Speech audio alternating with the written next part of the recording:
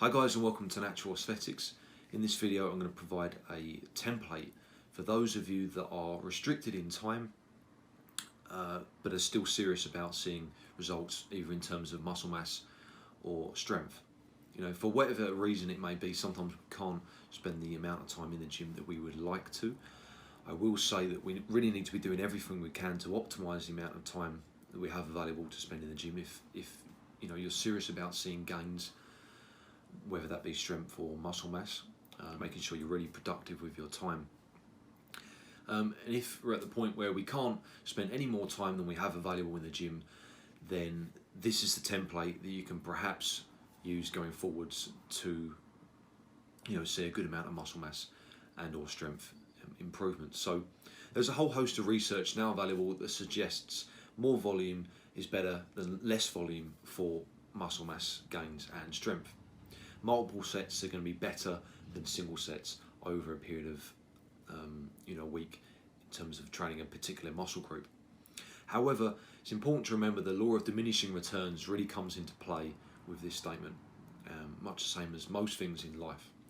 So while 10 sets or 8 to 10 sets per muscle group may be infinitely better than 0 or 1 set per week, and of course 1 set would be infinitely better than none sets, 0 sets per week. 20 sets may only be slightly better than 10 sets per week on a particular muscle group. So the law of diminishing returns means that the extra amount of potential gains that we can see is drastically limited as we increase the sets per week. Really, you know, to reach that optimal level where you're gaining the most amount of muscle mass that you could possibly gain as a natural bodybuilder without taking any enhancements, you want to be training just shy of that number, just shy of the number of sets that you can actually recover from to be able to continue to train at that level for a number of weeks and still see the benefits. The results you get from that would be only slightly better than perhaps doing 60% of that amount. So with that being said, the program is a full body program with 3 times per week. So we're using frequency to kind of bump up the volume on muscle groups. Sets per workout on each muscle group will be between 2 and 3. And so over a week, that's at least 6 sets per week, if not 9 sets. So it's still a decent amount, and if you're training with intensity and you're executing the exercises correctly with good form, then you can still see fantastic returns by utilizing progressive overload with this style of program. So when you're trying to limit the amount of time you spend in the gym, you have to think of what exercises give you the most bang for your buck, so to speak. That's why I like full body approach. There's a lot of research now that suggests that, as I said before, multiple sets are better than 1 set. So I think it's this approach here that I've gone for is better than working up to 1 set to failure and beyond, similar to what you do with like a HIIT training method, which I've done before and I quite enjoy. But we can't really ignore the research that's available that suggests even 2 sets is better for muscle growth than the 1 set. So the program is as follows. You do a 3-minute warm-up on the treadmill or bike, whatever cardio you choose. Then you do a 3-minute mobility warm-up for whatever exercise you start the session with. So it'll either be an overhead press or a squat. The overhead press and the squat can be any variations of that you like. You can do a standing barbell, standing dumbbell, seated dumbbell, seated Smith or barbell press. You could do dumbbell goblet squat. You could do a kettlebell squat, back squat, front squat. You probably want to veer more towards the barbell movements for the squatting, but it's not essential as long as you're doing some form of those 2 lifts. So for me at the moment, I'm focusing on upper body, so I'm going to start with my overhead press. So I do 3 warm-up sets, accumulating weight up to my working sets. So if I'm working at maybe 70 kilos, I would do the bar for maybe 10 to 15. This is after all my mobility work, so do some research and find out what exercises are going to get you mobile and ready for that particular lift. I have loads of lower body mobility stuff on my channel. Put the link in the description box. You can just kind of use some of those stretches and whatnot before you squat. So for the overhead press, I would do maybe 15 reps or so on the bar. Then I would do maybe 5 reps at 40. Then I would do another maybe 3 reps at 55 or 60. And then I'm ready to go. My working sets will be at 70. So I'm aiming between maybe 5 and 8 reps, keeping the reps fairly low, and I want about 3.5 to 4 minutes rest in between each set.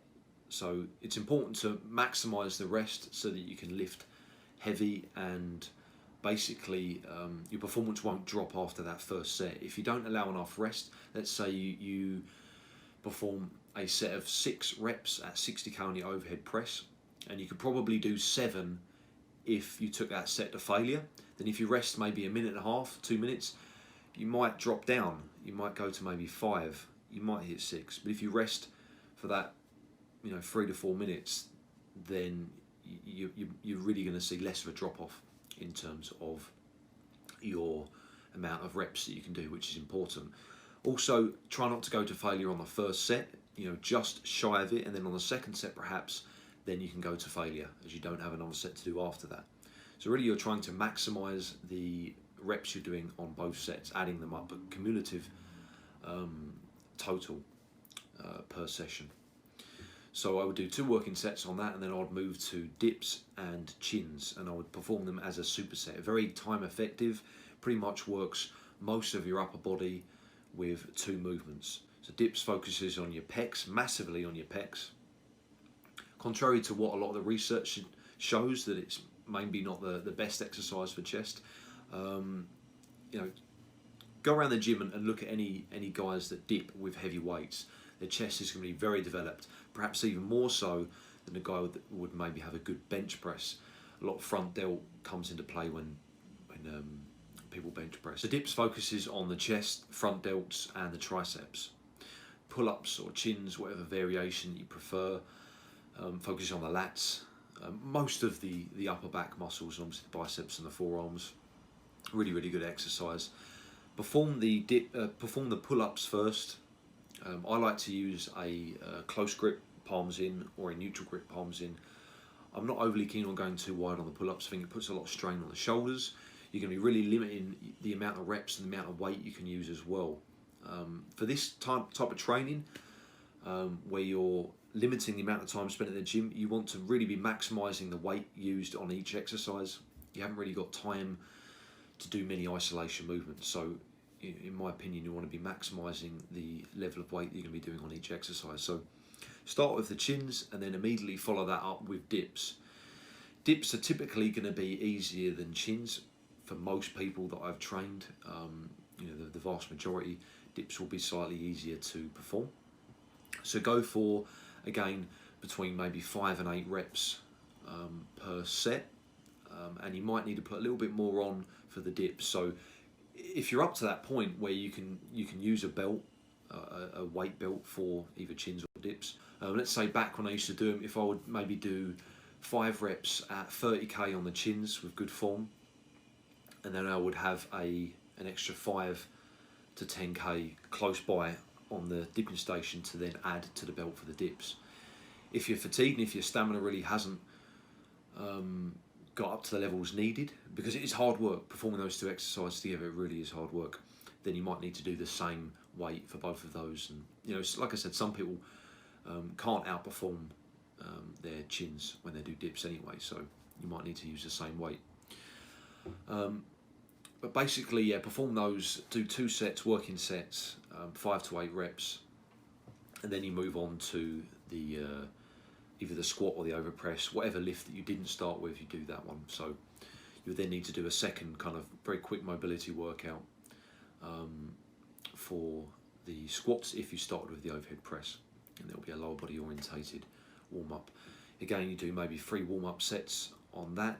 If you're doing shoulder press after the dips and pulls, then you probably wouldn't need to do as many warm ups because the shoulders are obviously already warm. You'd maybe just need to do the 1 warm up before proceeding into the shoulder press. So you do again 2 warm-up sets, then you go to calves and you do a couple of warm-up sets on that, and you do 2 working sets. I like to use the leg press for calf raises if your gym doesn't have a calf machine. So you just do a double grip or a single leg calf variation. I prefer the single leg calf variation because I tend to see that there's quite a big disparity in strength between right and left side on calves and forearms in particular. So maybe you want to do that just to kind of balance it out a bit. But line yourself up on the leg press. If you have calf machines, then feel free to use one of those, but it's an area that needs to be trained for balancing the physique. So do 2 sets of that and then move on to arms. And for arms, you'll be doing supersets, biceps, triceps, and then forearms. Any of those exercises that you feel you want to do for those body parts, you can do. I'd suggest maybe some kind of heavy barbell or dumbbell curl standing, followed by some kind of heavy push down or overhead extension, skull crusher. And then for forearms, either reverse curl or forearm curls with a forearm resting on the bench or your thighs. You know, pretty much standard stuff. You can kind of rotate the exercises around every few weeks. But as long as you're doing biceps, then triceps, and then forearms, you do 3 sets of that. And the rest for calves and arms can be slightly less than the main movements. You can maybe get away with maybe up to 2 minutes on each set that you do. So on the arms, you know, it's really a good focal point to train a large amount of volume on. When you have larger arms, it does look very aesthetic, in my opinion. So it's a good area to focus on. So I've included 3 sets here as opposed to the 2. And that pretty much sums up the workout. Again, on arms, I would probably go for slightly more reps, maybe 6 or 7 to 10 reps, as opposed to the 5 to 8. So a good way of doing it on the arms would be perhaps to just shy off of failure on the first couple of sets, keep the form very tight, and then on the last set, you can maybe utilise some cheat reps at the end of your bicep exercise, and you can perhaps go more to failure or closer to failure, you know, on that 3rd and final set before you finish the workouts. So that's a full body routine that takes about an hour, just slightly more perhaps. The rest periods are quite lengthy, so you could, you know, really speed it up by reducing the rest periods on the first few exercises of the heavy compounds. But you're going to limit the amount of weight that you could potentially be using, especially for that second set. You might see a drop off in performance, so just bear that in mind. So that's the full body routine, takes just over an hour. You could really probably speed it up by reducing some of the rest periods on the first few exercises, but bear in mind that that's going to really inhibit your ability to perform well on the second set of each exercise if you don't allow time to recover. So I would do that routine for at least 4 weeks before changing any of the exercises. You could maybe alternate the variation of the press or squat that you do, and some of the arm movements, but I would keep everything else pretty much the same. Maybe if you have multiple calf machines, you could, you know, change one of those around. But essentially you're doing 6 to 9 sets per week on each muscle group, which is a decent amount. Assuming you use progressive overload, you're going to see good returns, and of course using good form on all of the exercises. So that's what I would do if I was really restricted in time as a natural bodybuilder. 3 hours a week. If you can't really commit to that, then you're probably going to have to, you know, funnel your focus into 1 or 2 areas rather than a full body approach. I think this is the best bang for your buck for 3 hours a week for a natural bodybuilder looking to become bigger and stronger. So I hope you enjoyed the video, guys. If you did, give it a thumbs up, subscribe to see more. Don't forget to click on the notification button underneath the subscribe bar, and then you'll be made aware of any video that I do upload automatically. I do offer online coaching. If you are interested, then shoot me an email at naturalasthetic@outlook.com. Stay strong.